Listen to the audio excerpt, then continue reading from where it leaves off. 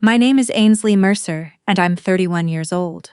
At my baby shower, my brother picked up a glass of pink lemonade from the drinks table, clinked it against mine, and said, loud enough for the whole room to hear, "To Big Sis, always the main character."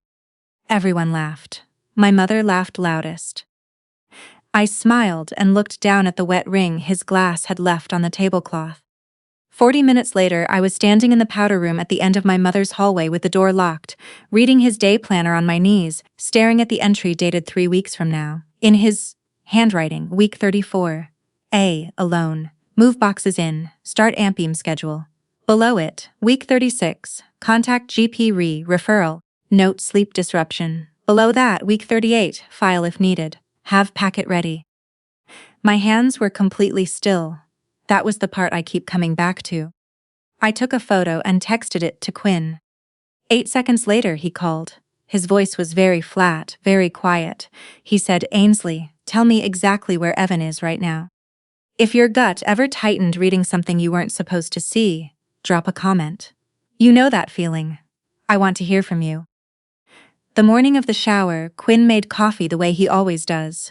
French press, 2 minutes steep, not a second more. He has a rule about it. He was reading something on his laptop at the kitchen table, and I was sitting across from him, 28 weeks pregnant and too big for my own skin, reading a case file from the week before. I work as a family law paralegal at a firm in Hamilton. I spend my days inside other people's worst years. Custody agreements, restraining orders, financial disclosures pulled apart line by line. I know what a separation agreement looks like when someone's typed it with shaking hands at 2 in the morning. I know what a fabricated declaration looks like. I know the difference between someone protecting themselves and someone building a case. The file I was reading that morning was about a woman whose estranged brother-in-law had filed for emergency guardianship of her infant, citing a list of concerns that read like a script. Every detail was technically accurate. None of it was true. Quinn looked over at me. He said, "You're frowning at that the same way you frown at Evan's texts." I said, "I'm not frowning." He said, "You're doing the thing with your jaw." I put the file down. Evan had texted that morning, "Can't wait to see you today. I picked up the white cake from La Pâtisserie because I remembered you loved it at Nana's birthday 2 years ago." I had mentioned that cake once, in passing, in a conversation where Evan had been on the other side of the room. Once and never again because it was just a cake. Quinn watched me set my phone face down on the table. He said, "How does he always know the right thing to remember?" I said I didn't know. He was quiet for a moment.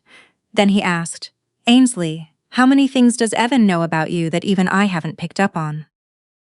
I didn't answer.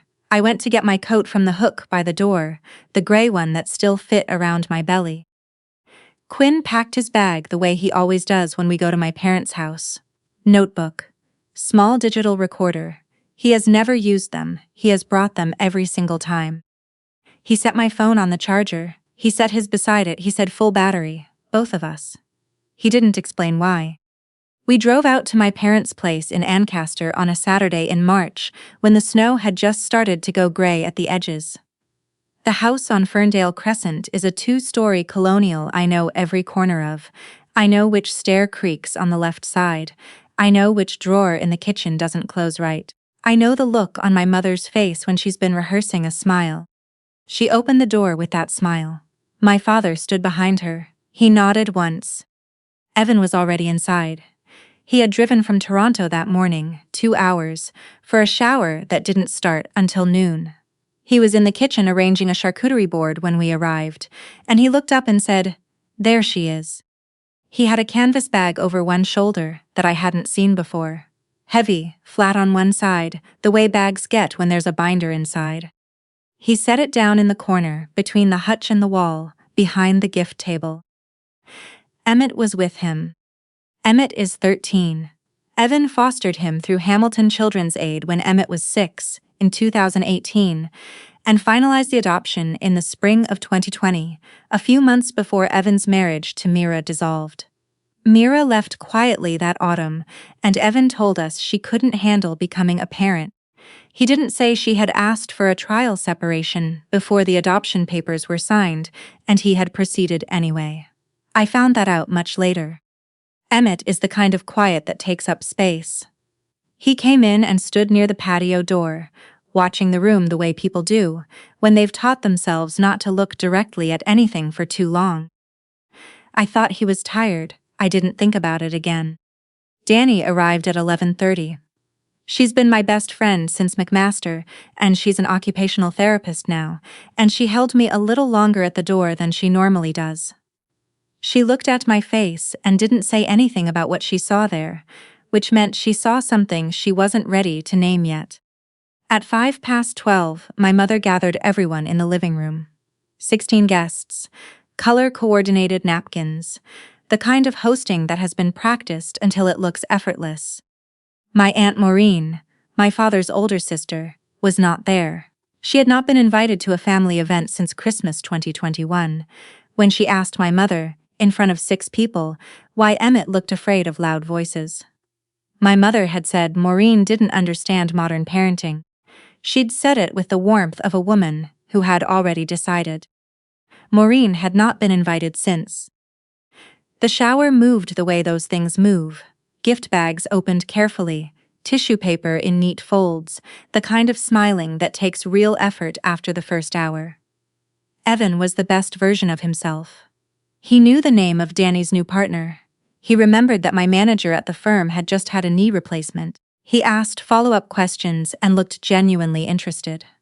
My cousin Brigitte, who had driven up from St. Catherine's, leaned over to me at one point and said, "Your brother is honestly the most switched-on person I know." I had been saying the same thing for years. At 1:15, Evan went to get something from his bag. He crouched beside the canvas tote in the corner, unzipped the main compartment, pulled something out, looked at it, and slid it back. He stood and moved toward the kitchen. Emmett, from across the room, watched him the whole time. At 1:40, Evan made a small toast. He talked about how I'd always been the one in the family who took care of everyone else, and now it was time for someone to take care of me. He said the words, "We're going to make sure you're supported," twice. My mother nodded both times. My father looked at the floor. At 1:58, Emmett walked past me on the way to the bathroom and said, in a voice low enough that only I could hear, "The bag's in the corner. He keeps checking it." I said, "Thanks, bud." He kept walking. He didn't look back. 5 minutes later, Evan's bag slipped off the chair he'd rested it on. The main zipper had been left half open, and when it hit the floor, a day planner slid out partway. I was the closest person. I picked it up. I was going to hand it back. The planner had fallen open to the current month. I saw Ainsley written at the top of a page near the back, in Evan's handwriting. I saw the week marked off. I saw, halfway down the page, the line that stopped me entirely. I closed the planner. I set it on the gift table. I took out my phone. I photographed those pages. I texted them to Quinn. 8 seconds later, my phone lit up. I stepped into the hallway. He said, "Ainsley, where are you?" I said, "Hallway." He said, "Where is the bag right now?" I said, "Gift table." He said, "Don't let it leave. Don't let Evan know you saw." His voice was the flattest I'd ever heard it. Not angry. Controlled. He said, "I've spent 8 months making a documentary on this pattern. That is a week-by-week intake schedule. That is not a guest staying over. That is a residency plan.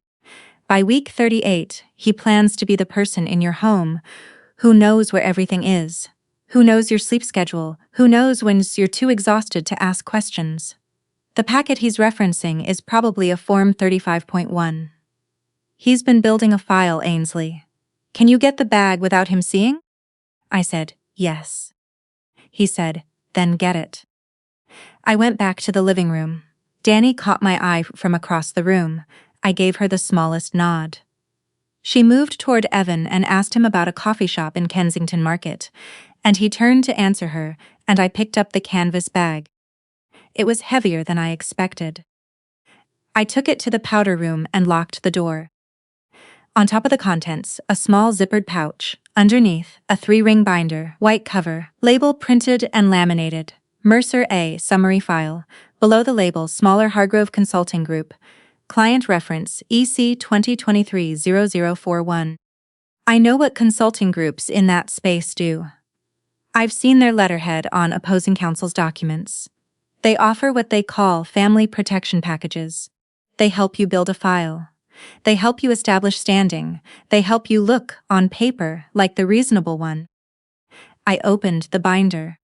First tab, Medical. A OHIP records summary, the kind a doctor's office can provide to a listed emergency contact. I had added Evan as an emergency contact in 2018, before Quinn and I were married, after a bout of vertigo that had scared me badly. I had never removed him. Written in the margin, in my mother's handwriting, keep. Update after delivery. Second tab, Social. A list of the top beside it. Loyal to A. Monitor. My colleague Raj, sympathetic, not involved yet. Brigitte, distant, may be useful. Each name, annotated. Third tab, Financial. A printout of our mortgage registration from the land registry. Our joint account bank names circled in pen. A note. Quinn freelance income irregular. Document gaps. Fourth tab, Schedule. A printed calendar. My work from home days marked with a small e. The dates Quinn had been away for shoots marked with a Q and an X. The pattern was obvious when you saw it all at once. Evan knew exactly when I would be alone. At the back, behind a plain divider, was a folded document. A residential lease. An apartment on Wilson Street in Ancaster. 1 bedroom, ground floor, signed 6 weeks ago, $650 a month. Move-in date, March 29th. Quinn's next shoot was scheduled for March 31st. He'd be in Northern Ontario for a week. I folded the lease. I put it back. I called Quinn. I said, "There's a lease, Wilson Street, 2 minutes from our house. Move-in is the day after you leave for Sudbury." 2 seconds of silence. Then, "Take the binder to Danny, tell her to lock it in her car. I'm 10 minutes away, do not confront him. Do not let him leave. Don't skip what happens next. This is the part that changes everything." I came out of the powder room. I walked to the kitchen. I handed Danny the binder. I said, "Your car, locked, now." She didn't ask a single question. She went. Emmett was at the counter, pouring water. He watched Danny go out the side door. He said very quietly, "Aunt Ainsley." I turned to look at him. He reached into the front pocket of his hoodie. He held out a small USB drive on a lanyard. He said, "I copied his files every time he left the laptop open. He's had the same password since I was 8. He never changed it." A pause. "I know that's a lot." I said, "How long have you been keeping this?" He said, "Since I found the binder in his desk drawer. I was 11. I said, "Emmett, you've been carrying this for 2 years. He said, "I tried to tell you once. You gave it back to me." He meant the Thanksgiving 2 years ago, when he'd pressed a folded piece of paper into my hand in the hallway, and I'd smiled and handed it back without opening it, assuming it was a drawing, assuming it was nothing. I said, "I'm so sorry." He shrugged, the way 13-year-olds shrug when they've made peace with something they didn't choose. He set the USB on the counter and slid it toward me. I picked up the lanyard and tilted it toward the window to read the writing in ballpoint along the strap. It said, "For the adult who listens." If you've ever been the child who needed someone to finally hear you, or the adult someone finally trusted, share this. Someone in your life needs to see it. Subscribe. I read every comment. Quinn came in the side door and kissed my temple without stopping. He greeted my mother in the entry hall. He asked my father how the driveway salt was holding up. He moved through the house the way he moves through interview locations, quietly, cataloging. He sat at the dining room table with the binder open in front of him. Danny stood to one side. Emmett sat by the window with his backpack on his lap. Quinn ran his finger down the table of contents. He flipped to the schedule tab. He looked up at me once. Then he said, "The consulting firm on this cover. I interviewed their founder for the documentary I've been working on. They market this as proactive family advocacy. What that means in practice is they help peripheral family members build standing before a crisis. They help you document concern. They position you as the stable option. He turned to the financial tab. Every date Quinn is absent. Every day you're home alone. This is a gap map. He's been identifying the moments when you'd be least equipped to respond. He plugged Emmett's USB into his laptop and opened the root folder. 3 subfolders: Ainsley, Brigitte, Mira. Under Ainsley, 4 subfolders, the earliest dated 2021. Quinn said quietly, "He started this the year after you told him you were trying to get pregnant." I asked Brigitte to come in from the living room. She came in, looked at the open screen, and sat down slowly. I said, "Is your name in a folder on this drive?" She saw Brigitte in the list. She said, "Oh my God." Then, in 2022, Evan told my mum I'd said something cruel about her at a dinner. My mum didn't speak to me for 4 months. I never figured out what I'd supposedly said, because I never said anything. We eventually moved past it, but it was never the same. She looked at the screen. He was building something.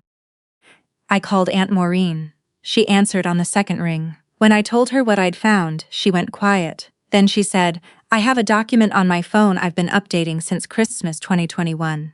I called it the Ancaster Notes. 26 entries. Ainsley, get me on video." Danny held up her phone.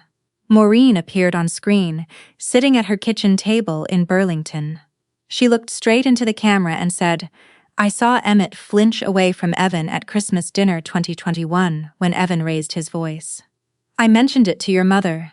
She said I was projecting. I mentioned it to your father. He told me I didn't understand the adjustment period for adopted children." She paused. "I've been keeping notes because someone had to. I was an early childhood educator for 22 years. I know what a child looks like when they are afraid of the person who is supposed to be safe."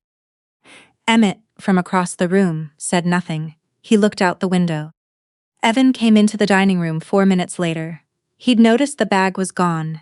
His eyes swept the table in one movement and found the open binder. He smiled. A quick smile he pulled back almost immediately. He said, "That's not what it looks like." Quinn turned the binder so the cover faced Evan. He pointed to the consulting firm's name. He said nothing. Evan looked at me instead. He said, "Ainsley, you know I love you. You know I would never. I've been worried. You're about to have a baby and you have no village. I was trying to make sure someone had a plan if things got hard." I said, "Evan, a plan would be asking me if I want help. This is a map of my schedule and a lease you signed 6 weeks ago." He said I wanted to be close by, in case. Quinn said, "In case of what, specifically?" Evan didn't answer. Quinn said, "I've spoken to 11 women in the last 8 months whose brothers, mothers, and in-laws used this firm. The intake structure is identical every time. A lease within 2 kilometers. An emergency contact update at the hospital. A note in the pediatrician's file. And when the mother is at her most exhausted, a documented history of concern that looks, from the outside, like love. You're at step 1, the lease. I know where step 4 ends." Evan looked at my mother. He said, "Mum." She said softly, "Evan, sweetheart, sit down." He didn't sit. He tried once more. He turned to me. His voice went quieter. He said, "I just didn't want to be left out. You're going to have everything I couldn't have. I wanted to be part of it." That landed differently than he intended. I said, "Come with me." I went upstairs. Into my parents' bedroom. To the closet at the far end with a small luggage lock looped through the latch. Locked since I was a child, and I had stopped asking about it when I was 12. The lock was hanging open. Either forgotten or, I thought later, left that way on purpose. I opened the closet. On the shelf above the hanging clothes were 2 binders. Pale green, small printed labels in my mother's handwriting.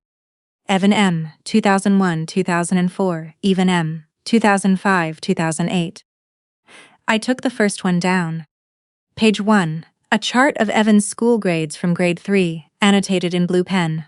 Underperforming, speak to Hawthorne, do not mention at Christmas. Page 2, a list of friends from grade 4, each with an assessment. Daniel K., bad influence, father drinks. Mark L., acceptable, mother is a teacher. I turned to the middle of the binder. A page from a camp letter Evan had written home at age 10, asking when they could pick him up early because he missed them. In the margin, in blue pen, do not accommodate. Dependency issue. Monitor. I sat on the edge of my parents' bed. I turned to the last page of the second binder. Dated August 2008, the summer Evan turned 18. My mother had written at the bottom, Evan will need to watch his own children carefully someday. He has never known how to trust the right people. He will need a system. I closed the binder. My brother had been raised by a woman who documented him the way you document a subject. He had grown up inside a file. He had learned that watching someone carefully, gathering, cataloging, annotating, was the closest thing to love he'd ever been shown. He had not invented this, he had inherited it.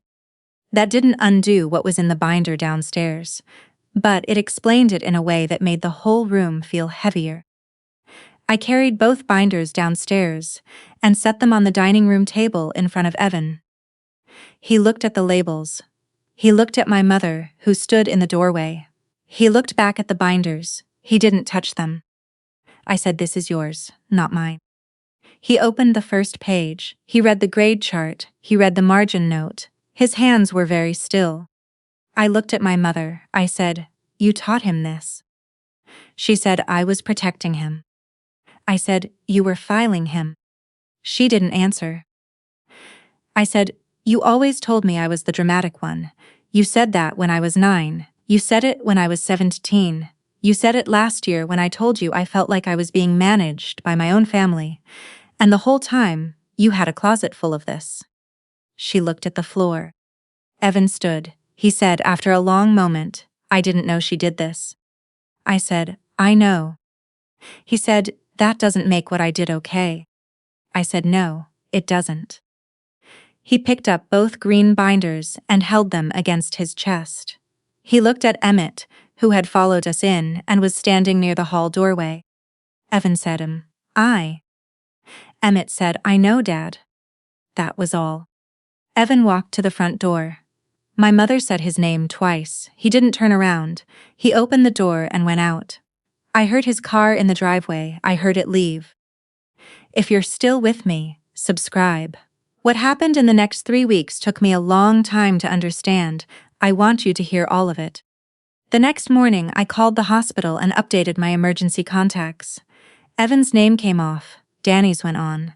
I told the intake nurse that no one named Evan Mercer was to receive information about my care or my child's care under any circumstance. She said, "I've flagged it." She didn't ask why. I've filled out enough of those forms at work to know she'd heard that sentence before.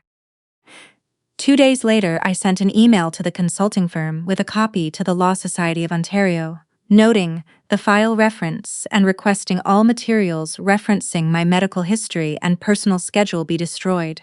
I CC'd my supervising lawyer, who forwarded it to a colleague with standing in family law. The firm responded within 48 hours. They did not contest it. Quinn published an essay that week on his Substack.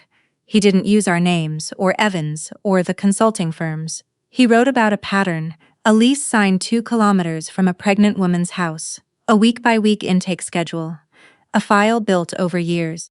He wrote about the children who keep records in small pockets on USB drives, on lanyards, because the adults around them aren't keeping the right ones. In the first 3 days, it had over 220,000 views. He didn't read the comments. He didn't need to. Aunt Maureen drove up from Burlington 10 days after the shower and sat in our living room for an afternoon. She and Emmett watched a documentary about tidal flats. She told him she was proud of him. She didn't ask what he'd seen or what he'd held on to for 2 years. She just sat beside him. Emmett asked her at one point, "Did you always know something was wrong?" She said, "I knew something wasn't right. There's a difference. Knowing something isn't right means you write it down and you wait." He nodded slowly. Brigitte called 3 weeks later. She said she'd told her mother what Evan had done. The fabricated comment, the 4 months of silence. Her mother had cried. They were going to see a counselor together. She said, "I kept trying to make it make sense. I couldn't believe someone would do that on purpose. A pause. I believed it wrong. I said, so did I. 2 weeks after the shower, a message came through a mutual family friend. Evan was not pursuing any legal action. He was not contesting any access restrictions. He had removed himself as an emergency contact at his own GP. He had asked, through this intermediary, whether Emmett could stay with us for the spring. Quinn and I talked about it that night at the kitchen table, with tea going cold between us. We said yes. Emmett came with one bag, a crate of books, and a succulent in a terracotta pot that he set on the windowsill in the guest room without asking. The first night, he ate dinner with us, and then took his plate to the couch and put his headphones in. I didn't ask him to come back to the table. Some people need to test the edges of a space before they can trust the middle of it. On the second morning, he asked what time we usually had breakfast. Quinn said there wasn't a fixed time. He said, "You tell us what works for you and we'll work around it." Emmett thought about it. He said, 8:30. Quinn said, 8:30 is great. After that, Emmett appeared in the kitchen at 8:25 every morning and stood at the counter while the kettle boiled. He never asked for anything. He just waited, and every morning I handed him a mug of hot chocolate. On the third weekend, he asked if he could repot the succulent because it had outgrown its pot. I said yes. He spent an afternoon at the kitchen table with a bag of potting mix and a larger ceramic pot he'd chosen himself at the garden center on Plains Road. He was careful. He got soil on the table and cleaned it up without being asked. He put the plant back on the windowsill. He said, "It'll be bigger by the time the baby comes." I said, "It will." He looked at the plant for a moment. He said, "I think I'd be good at being an older cousin, or whatever the right word is." I said, "I think that's exactly the right word." He gathered up the empty potting bag and put it in the recycling. In the last week of March, we finished the nursery. Quinn built the crib on a Sunday afternoon, while Emmett read on the couch with the television on low. Danny brought a cedar chest she'd found at a shop on Lock Street. Maureen sent a card with a small hand-painted stone inside, a house with one window lit from within. I put it on the shelf above the change table. On the same shelf I placed a photo frame with 5 pictures. Danny at our convocation at McMaster, Maureen in her backyard in Burlington, Brigitte and her mother at Niagara Falls last summer, Quinn at his desk, laughing at something off-screen, Emmett in the kitchen with potting soil on his hands, not looking at the camera. There were no photographs of the people who had been watching me. Only the people who had seen me. I stood at the nursery window in the early evening with one hand on my belly, and the window was open a few centimeters, and there was no one on the sidewalk. No one in the neighbor's yard. No rental car parked along the street. Quinn came up behind me and rested his chin on my shoulder. I said quietly into the room, "Nobody is watching you, only loving you." The baby moved. I left the window open.